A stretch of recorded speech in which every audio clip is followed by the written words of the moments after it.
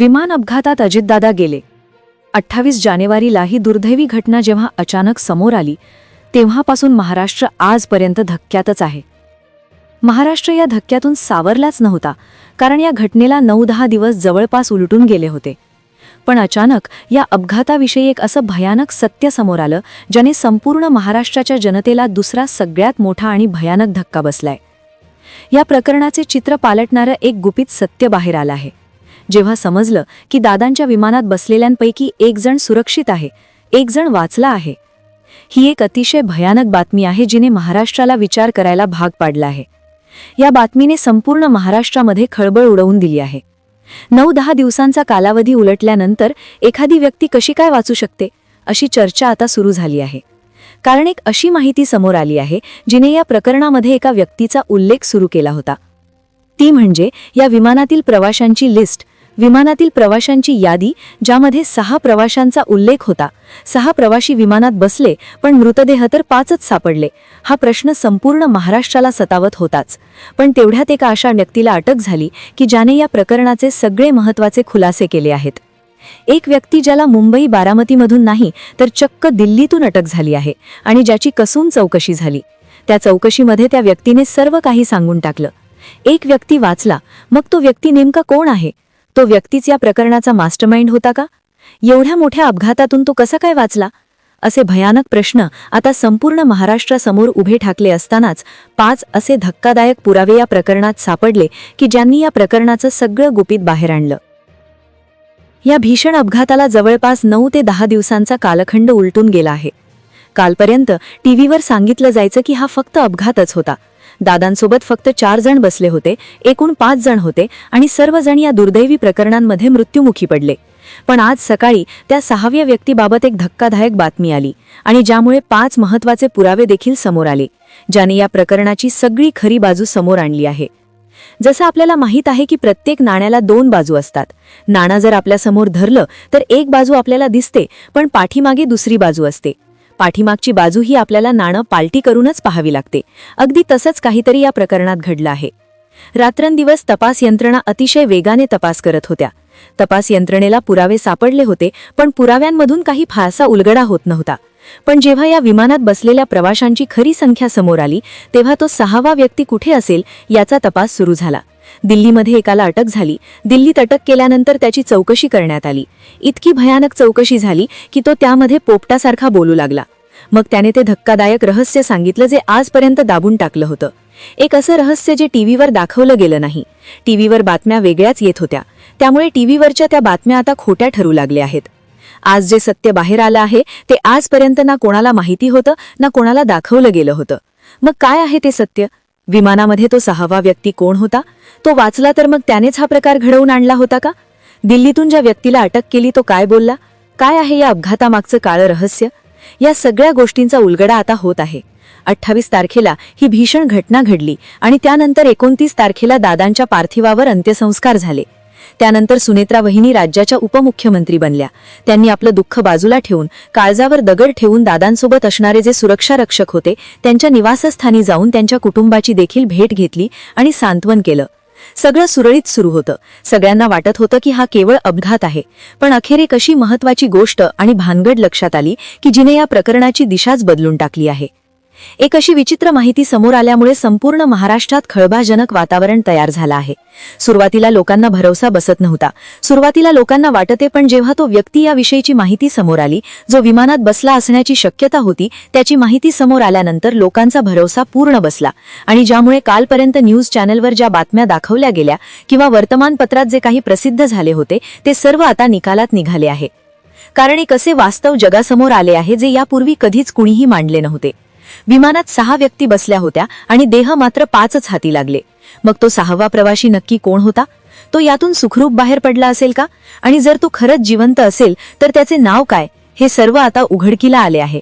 कारण मागील 5 दिवसांपासून गुन्हे अन्वेषण विभाग अत्यंत वेगवान गतीने आपल्या तपासाची सूत्रे हलवत होते. या सखोल चौकशी दरम्यान 5 अत्यंत कळीचे पुरावे हाती आले आणि अखेर काल त्या मुख्य संशयित इसमाच्या मुसक्या आवळण्यात पोलिसांना यश आले. 6 तासांच्या अत्यंत कठोर चौकशीनंतर तो संशयित व्यक्ती सर्व बाबी कबूल करू लागला. त्याने या भीषण विमान अपघातासंदर्भात असे काही धक्कादायक खुलासे केले की संपूर्ण प्रकरणाचा रोखच आता पूर्णपणे बदलून गेला आहे. कालपर्यंत अवघा महाराष्ट्र शोकसागरात बुडाला होता, पण आज जे सत्य समोर आले आहे ते सर्वसामान्यांच्या कल्पनेच्या पलीकडचे आहे. जर प्रवाशांच्या अधिकृत आकड्यांमध्ये अशी तफावत दिसून येत असेल, जर एखादी व्यक्ती क्रॅश साईटवरून अचानक नाहीशी झाली असेल, तर मग हा खरोखर अपघात होता की जाणीवपूर्वक रचलेला घातपात? 28 जानेवारीची ती थरारक रात्र आणि आजचे हे 6 दिवस. गेल्या 5 दिवसांपासून तुम्ही मीडियामध्ये पाहत होता की ही केवळ एक दुर्दैवी दुर्घटना आहे. पायलटने तांत्रिक चूक केली, वातावरणात धुके जास्त होते किंवा विमानामध्ये काही तांत्रिक बिघाड निर्माण झाला. बातम्यांमध्ये सांगितले गेले की विमानात 5 जण होते आणि 5 जणांचेच पार्थिव मिळाले. आपण सर्वांनी त्या माहितीवर विश्वास ठेवला. पण आज 7व्या दिवशी एक अशी अस्वस्थ करणारी बातमी समोर आली आहे, ज्याने या संपूर्ण प्रकरणाचा आजवरचा इतिहासच पुसून टाकला आहे. अशी माहिती जी आज स्पष्टपणे जगासमोर येणार होती, ज्याची पुसटशी शंका पहिल्या दिवशी कोणालाच शिवली नव्हती. कारण प्रत्येकाला असेच वाटत होते की जे डोळ्यांना दिसते आहे तेच अंतिम सत्य आहे. तथापि आज जेव्हा तपास पथकांनी ती गुप्त कागदपत्रे उघडली, तेव्हा उपस्थित सर्वांनाच मोठा मानसिक धक्का बसला.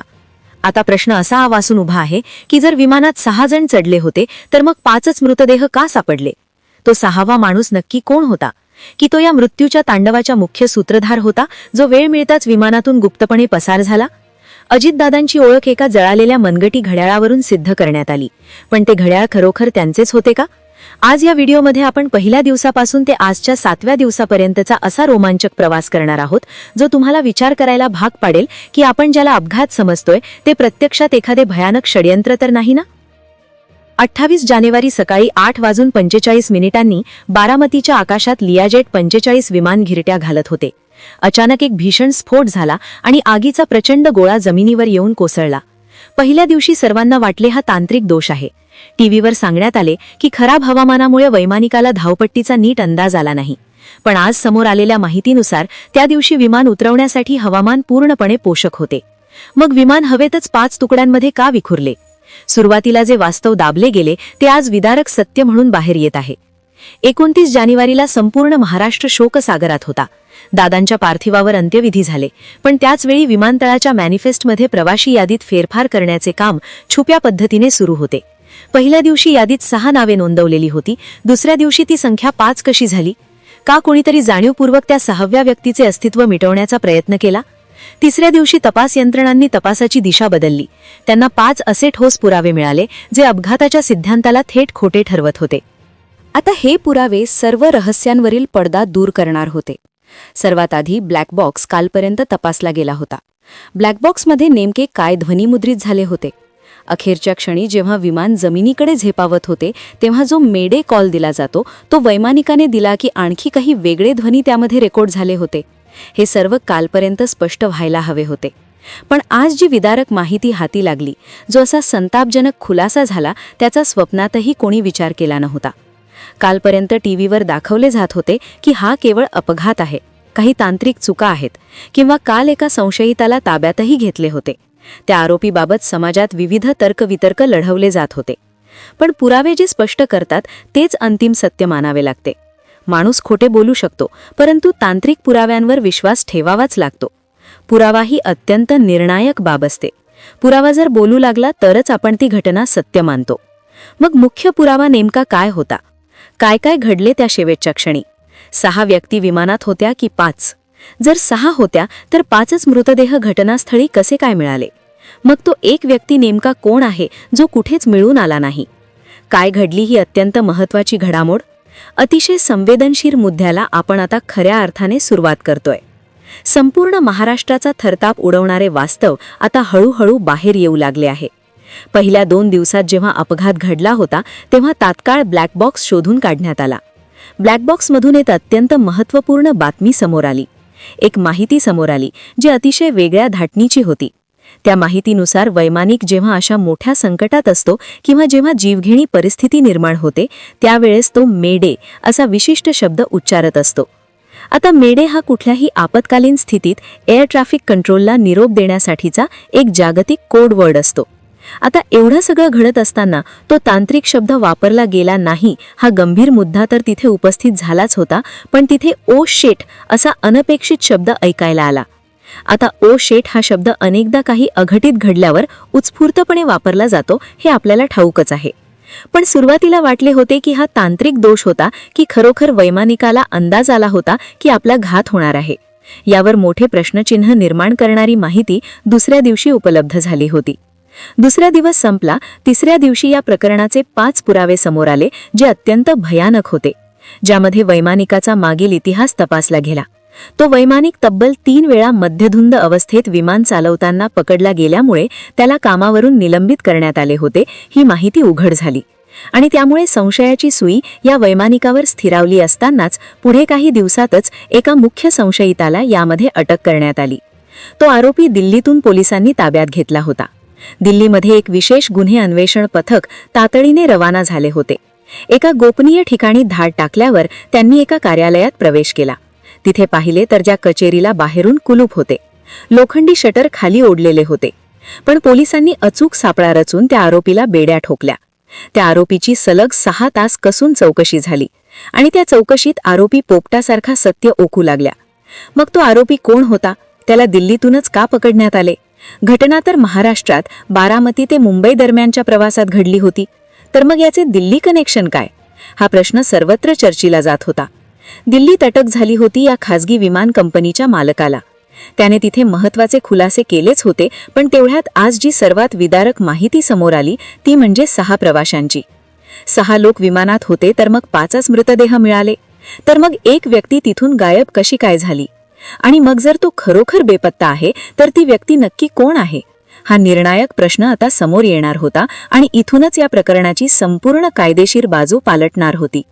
अख्खा महाराष्ट्र डोळे लावून वाट बघत होता की कधी या प्रकरणाचे खरे सत्य बाहेर येईल.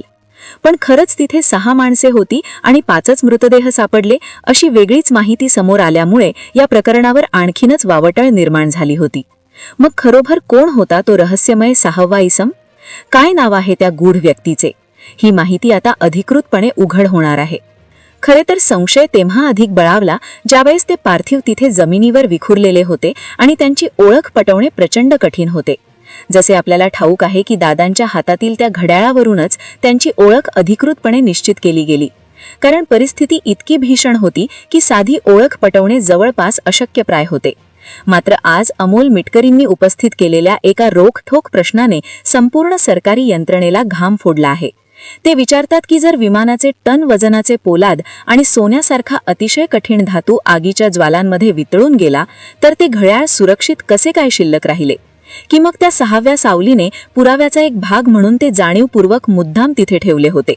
मित्रांनो, आपण आता अशा निर्णायक वळणावर आहोत जिथे विखुरलेले सर्व संशयाचे दुवे एकमेकांना छेदत आहेत. आज 7व्या दिवशी अजितदादांचे अत्यंत निष्ठावान सहकारी आमदार अमोल मिटकरींनी कॅमेरासमोर येऊन थेट तोफ डागली आहे. त्यांनी सार्वजनिकरित्या विचारले की अधिकृत रेकॉर्डनुसार 6 जण विमानात असताना प्रसारमाध्यमांनी जाणीवपूर्वक केवळ 5च मृतदेह का दाखवले? तो 6वा प्रवासी हवेत अदृश्य झाला की त्याला जाणीवपूर्वक चित्रातून बाजूला सारले गेले? मिटकरींची ही शंका म्हणजे राजकारणात उडवलेला एक स्फोटक धुरळ आहे. त्यांनी आणखी एक धक्कादायक गुपित उघड केले की ऐनवेळी वैमानिक का बदलण्यात आला, ज्याचा व्यावसायिक पूर्व इतिहास डागाळलेला होता आणि जो वैमानिक नेहमी अंमली पदार्थांच्या नशेत असायचा, त्याचीच निवड दादांच्या महत्त्वाच्या प्रवासासाठी का केली गेली? याचे ठोस उत्तर आजही सरकारी कागदपत्रांमध्ये कुठेही नाही. विमान जळून कोळसा झाले, त्यातील माणसे संपली, पण उघड्यावर पडलेली काही कागदपत्रे मात्र सुखरूप बचावली. हे विज्ञानाच्या दृष्टीने कसे काय शक्य आहे? आता हे सगळं घडत असतानाच कॅप्टन सुमित कपूर हे जे त्या विमानाचे मुख्य चालक होते, तर त्यांच्या पत्नीने एक धक्कादायक माहिती देणारी पोस्ट इंस्टाग्रामवर शेअर केली. त्या म्हणाल्या की माझे पती अजूनही जिवंत आहेत. आता सुमित कपूर हे त्या कोसळलेल्या विमानाचे सारथी होते, तर ते जिवंत कसे असू शकतात हा प्रश्न आता माध्यमांसह संपूर्ण जनतेला पडला होता. तर खरं याचं कारण खूप वेगळं समोर येणार होतं. त्यांच्या पोस्ट मागचं खरं सत्य काय होतं? त्यांनी एक विस्तारित पोस्ट लिहिली की माझे पती पूर्णपणे सुरक्षित आहेत. तर मग काय आहे याच्या मागचा खरा अर्थ? हे रहस्य उघड होत असतानाच आमदार मिटकरींचा मोठा दावा समोर आला आणि सगळंच चित्रच पालटलं होतं. आता जी एक महिला आहे जिचं नाव संजम सहानी असं आहे, तर यांनी एक इंस्टाग्रामवर पोस्ट केली. आता खरं तर ही पोस्ट करत असताना त्यांचे पती हे कॅप्टन साहिल मदानिये होते, पण जे या भीषण अपघातात गेले तर ते सुमित कपूर होते. म्हणजे सुमित कपूर यांच्याऐवजी साहिल मदान यांचा फोटो सोशल मीडियावर चुकून वापरला गेला आणि ज्यामुळे सर्वांना वाटले ते सुमित कपूरच आहेत. पण ते प्रत्यक्षात साहिल मदान होते आणि साहिल मदान हे नशिबाने त्या दिवशी रहदारीच्या कोंडीत अडकल्यामुळे ते विमानतळावर पोहोचू शकले नाहीत आणि पर्यायाने वाचले असं नंतर स्पष्ट करण्यात आले. विमान चालक शेवटच्या क्षणी बदलण्यात आला आणि साहिल मदान सुखरूप राहिले. तर अशा पद्धतीने ते बचावले आहेत अशी माहिती त्या ठिकाणी समोर आली होती. पण मिटकरींच्या मतानुसार हा केवळ अपघात नसून महाराष्ट्राच्या कणखर नेतृत्वावर केलेला एक निर्धूम सर्जिकल स्ट्राईक आहे. आज 6 दिवसांचा अवधी उलटून गेला आहे. प्रत्येक उजाडणारी पहाट जुन्या बातम्यांना खोटे पाडत नवीन रहस्य आपल्यासमोर घेऊन येत आहे. पहिल्या दिवशी जे दुर्दैव वाटत होते ते आज 7व्या दिवशी राजकीय वैराचा एक सुनियोजित कट भासू लागला आहे. 6 प्रवाशांची नोंद आणि हाती लागलेले 5 देह हे गणिताचे कोडे सुटल्याशिवाय खरा मास्टर माइंड समोर येणार नाही. मिटकरींचे हे ज्वलंत सवाल आणि तपास पथकाच्या हाती लागलेले ते 5 धागेदोरे सर्व एकाच मोठ्या रहस्याकडे बोट दाखवत आहेत. पण तुम्हाला यावर नेमके काय वाटते? तो 6वा माणूस नक्की कोण असावा? चालत्या विमानातून एखादी व्यक्ती हवेत लुप्त होऊ शकते का? प्रेक्षकांनो, इथं थोडंसं थांबा. आतापर्यंत आपण ऐकलेली माहिती ही सोशल मीडियावर चालू असणाऱ्या चर्चा वर आधारित असणारी एक शक्यता आहे. त्यामुळे या माहितीला सत्य मानण्याची चूक अजिबात करू नका. पण महाराष्ट्रातील इतक्या मोठ्या नेत्याच्या अचानक जाण्याने प्रत्येकाला दुःख वाटणं स्वाभाविक आहे आणि त्यावर शंका व्यक्त करणं त्याहून जास्त स्वाभाविक आहे. त्यामुळेच संपूर्ण महाराष्ट्रामधून शंका व्यक्त केल्या जात आहेत. तसेच त्यांचे ते निकटवर्तीय जे आहेत, निकटवर्तीय त्यांचे जे सहाय्यक होते किंवा त्यांचे सहकारी होते, त्यांच्याकडून देखील वेगवेगळ्या शक्यता त्याच्यामधून वर्तवल्या जात आहेत. त्यांच्या पक्षातील काही नेते असतील, विरोधी पक्षातील काही नेते असतील, हे लोक देखील याच्यामध्ये शंका व्यक्त करताना दिसून आलेले आहेत. तर मग या लोकांनी शंका व्यक्त केल्यामुळे सर्वसामान्य माणसाच्या मनामध्ये प्रश्न निर्माण होत आहे. तर त्यामुळेच या व्हिडिओच्या माध्यमातून आपण काही प्रश्न उपस्थित करण्याचा प्रयत्न केलेला आहे, जे तुमच्या मनातलेच असू शकतात. तर त्यामुळेच आता मला तुमच्याकडून जाणून घ्यायचं आहे की तुमचे नेमकं प्रश्न काय आहेत. खरोखर तुम्हाला काय वाटतं, काय असेल या घटनेमागचं सत्य? तुमचे मत नक्की मांडा. चॅनलला नवीन असाल सबस्क्राईब करा. धन्यवाद.